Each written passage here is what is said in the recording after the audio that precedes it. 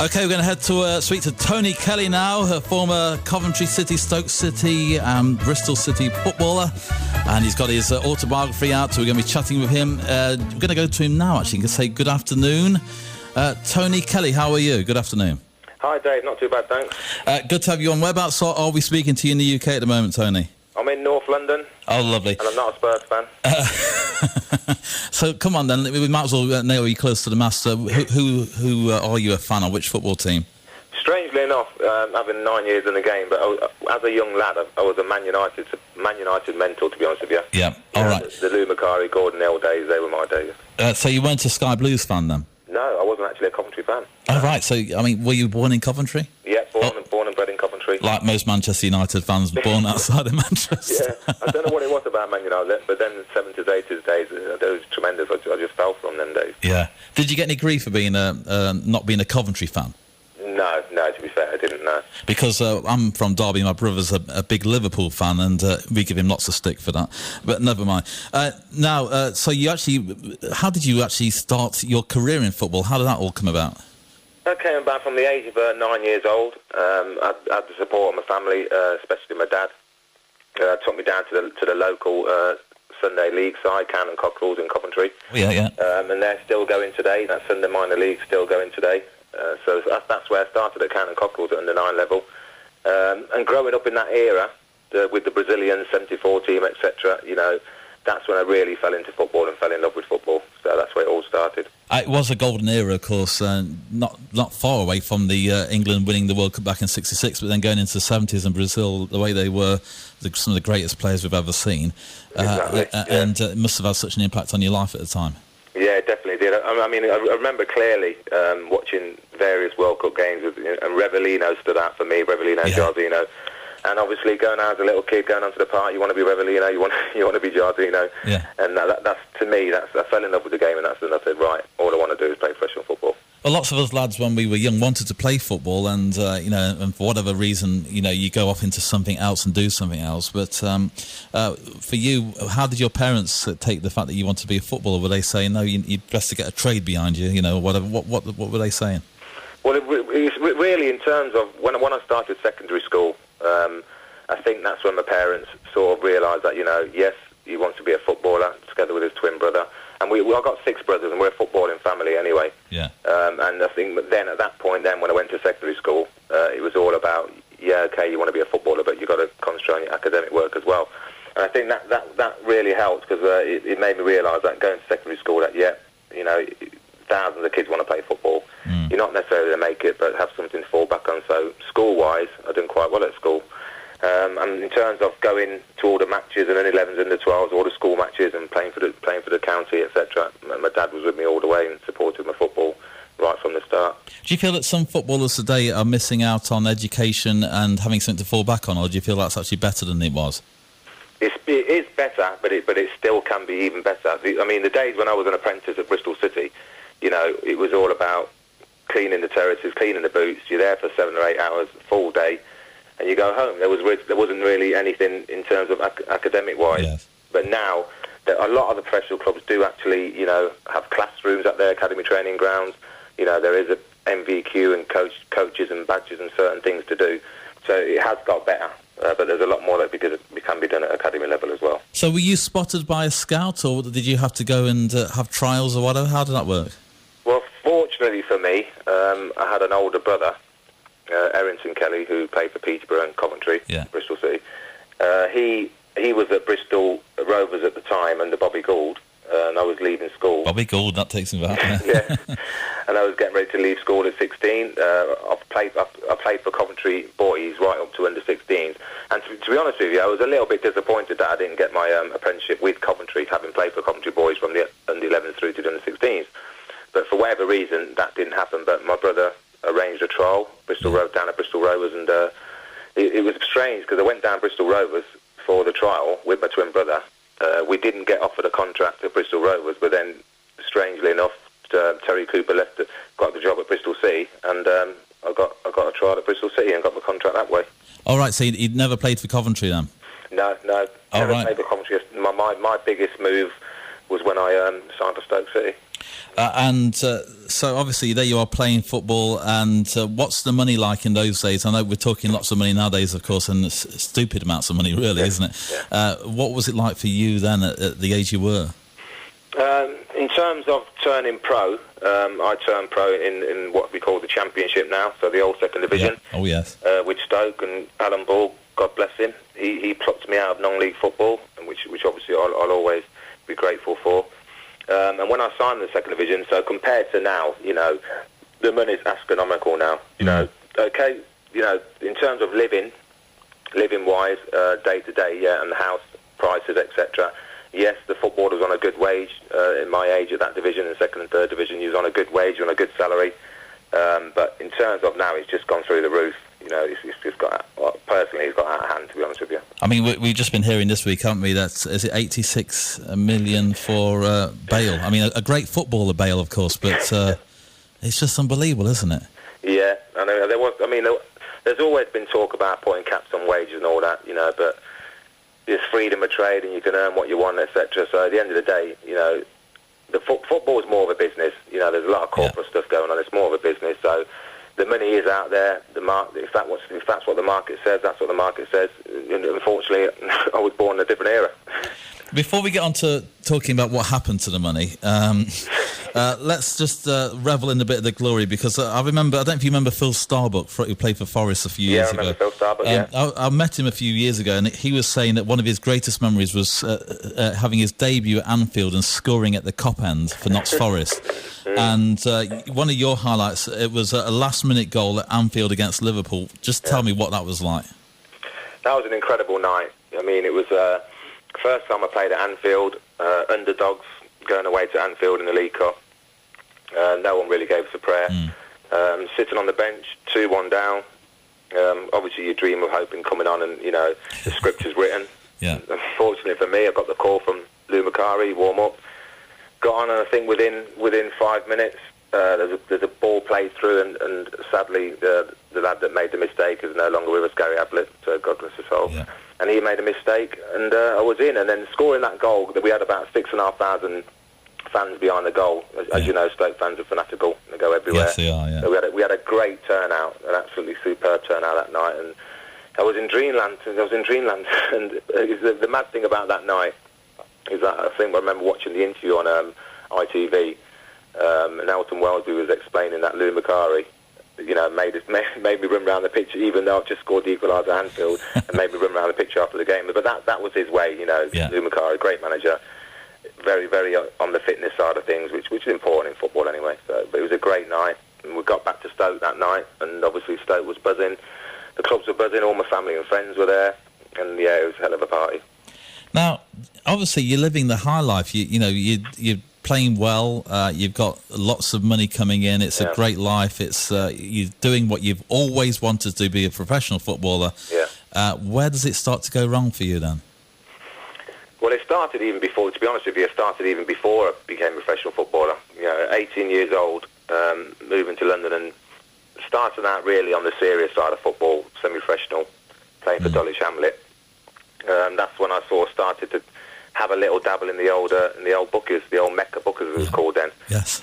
And I started doing the little coupons and that, and without realising, slowly, you're getting drawn into it. You're not really realising it. It's a bit of a buzz. You have a win here and there. You get caught in this false sense of security that you're going to be winning every week and blah blah blah. And then as time went on, and I turned professional at 22, 23. The more, obviously, I was on more money, so more ammunition, and then it was basically just slowly got deeper and deeper and deeper into it until, obviously, ultimately, it became an addict whilst playing for Stoke and in my professional career. Is it an addiction? The reason I ask that is because you must. I mean, you weren't daft. You've heard the term. It's a mugs game, and you knew that the bookies were the ones that they weren't there for their health. They were making money out of it as well. Yeah. So you knew all that in the background, but you carry on anyway. Yeah, and I think that's where the addiction side of it comes in. People will say, "Yeah, you're earning good money. Why do you need to gamble?" Which logically makes sense. But when you're an addict, it's like it controls you. It starts to take over your life, and basically, it doesn't matter how much money you earn. Your next fix, all you want to do is be in the bookies, be in the casino. You know, you're still waiting for that big jackpot win, which you think is going to get you out of jail.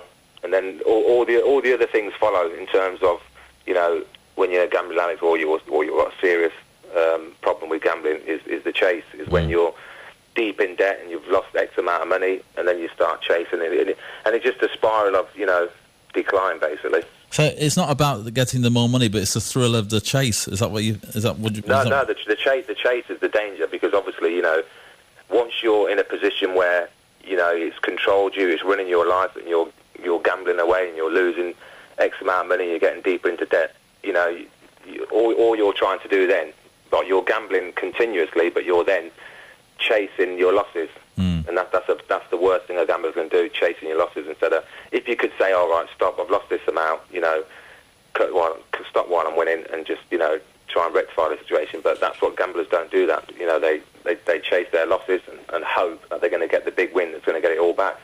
And obviously, more cases than not, that doesn't happen. What sort of effect did that have on your family life, for number one, and then also your career?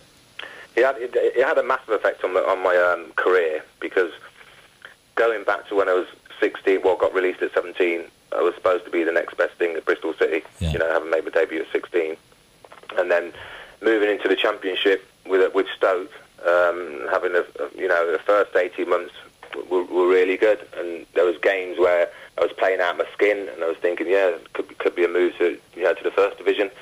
But then once I got deep into the gambling, then mentally, physically, it started to affect me in a major way, because basically I'll be going onto the pitch, you know, with not really focusing on the game, you know, because you're stressed. Mentally, you're thinking, you know, has my accumulator come in today? Will I get that win that's going to pay the mortgage next month? So mentally, you're not focused on what you're doing. So then that coincides with a dip in form. I was out of the team for various periods. So, you know, it's a massive effect on my playing career. My family, which is important to me, because my family never really knew the extent of my gambling addiction, especially my partner, who was with for like 25 years on and off.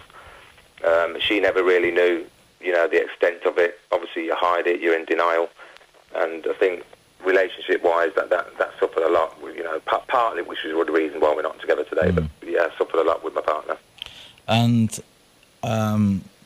was there nobody that you could speak to? Did your manager know what the situation was? Was there nobody that could come alongside you and you could get some help at that time?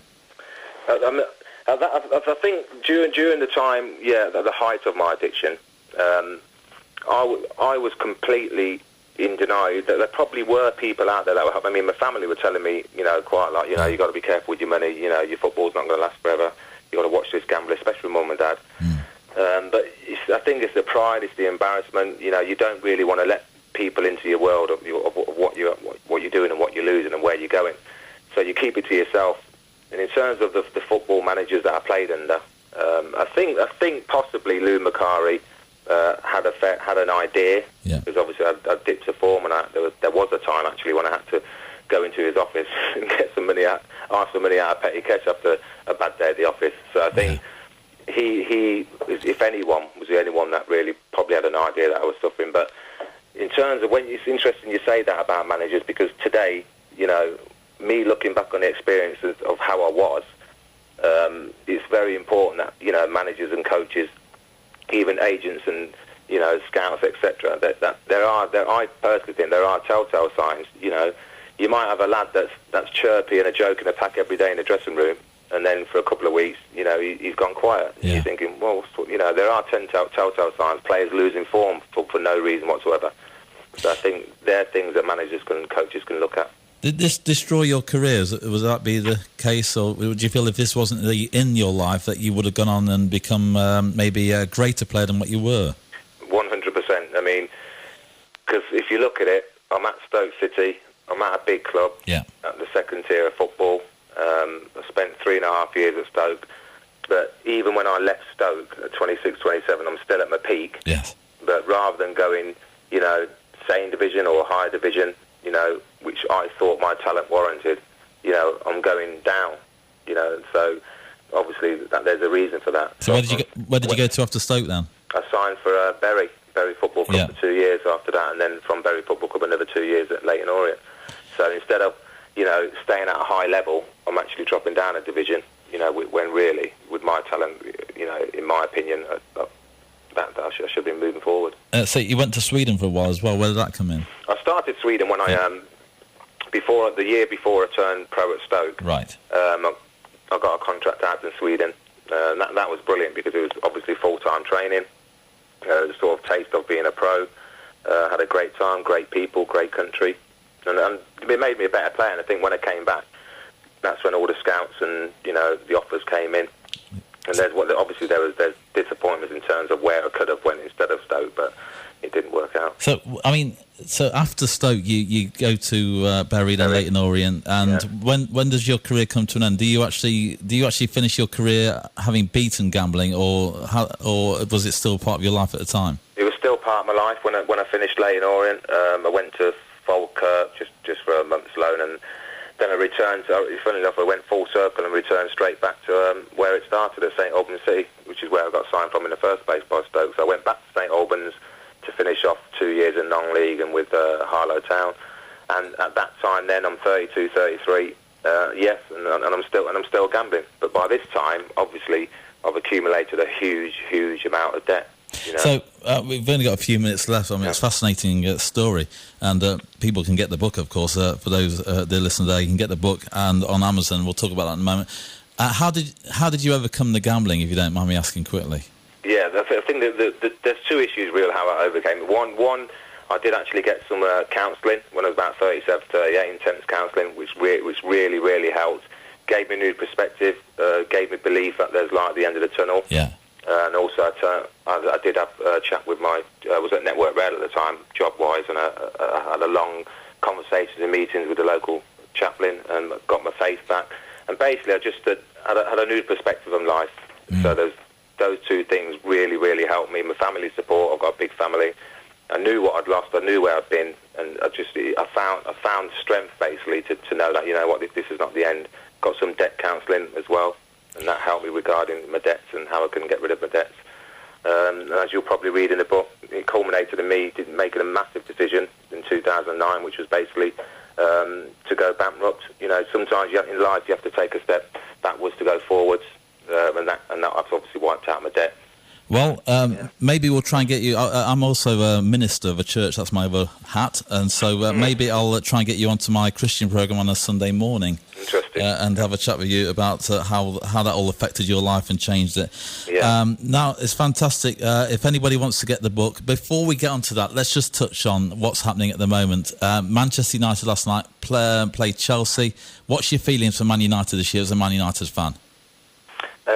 Man United, I personally think they'll win the league. I think their squad is very strong in terms of attacking options. They've got attacking options all over the place. I just think all round as a squad, Man United are going to win the league. And obviously David Moyes taking over from the great Alex Ferguson. Of course, that's a big shoes to fill. Do you think he's going to be able to do that? Okay. Yeah, I think it's big shoes to fill. But I've been an admirer of David Moyes over the last 7 or 8 years at Everton. He's an excellent manager. He knows exactly what he's doing. He knows how to get the best out of players. And I think, it's a major, massive appointment for Man United, David Moyes. What are you doing at the moment then? Because are you wanting to be involved with football still? Is it still the love of your life?